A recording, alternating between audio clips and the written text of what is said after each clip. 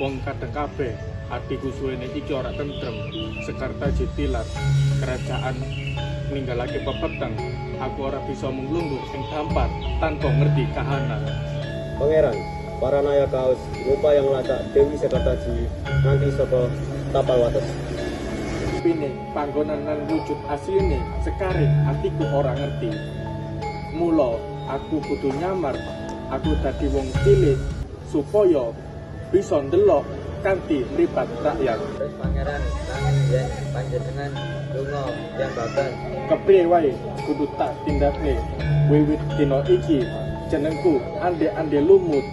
Sembunyikan jati diriku.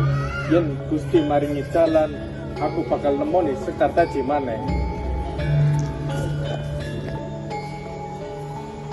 Ya Gusti, saben dina aku sing ngomong omah. Kleteng ijo, ungu, abang, punya wong cermin wae. kowe ora ngerti urusan putri-putri jaman saiki. Dandan kowe wajib hukume.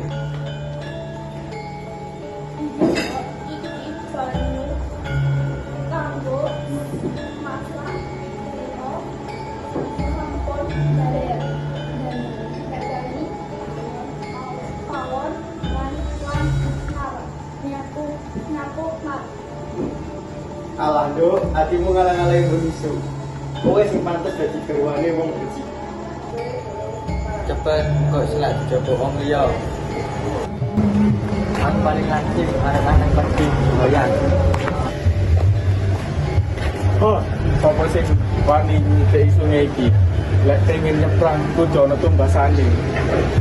Aku ora butuh barang, tumbasan tumeng sak ciuman. Ngono wae angel ta. Mong sedelok penting tekan seberang. Wani ngono pantes tak tolongi.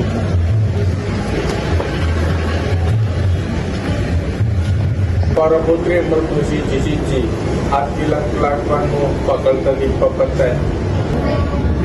Ana mampu sing wis ora suci, kowe wis disentuh yuyu kangkang.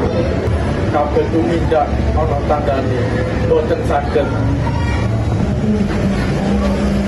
Kowe loro uga padha, aku ora bisa nampa putri kang wis sedhi sentuh marang yuyu kangkang.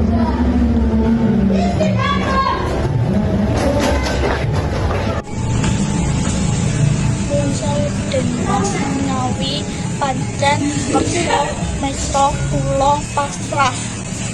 Suaramu halus, tatamu lembut. Ana sedhek ing jero-jeromu. Kula namung nindakaken paugeran wong tuwa. Kowe urung disebut kakak. Kula boten purun tumindak ingkang boten prayogi sanajan mun sekedap. Kowe bener-bener Sekartaji. Kowe tetap suci, tetap nindakake dharma senajan ing perantauan.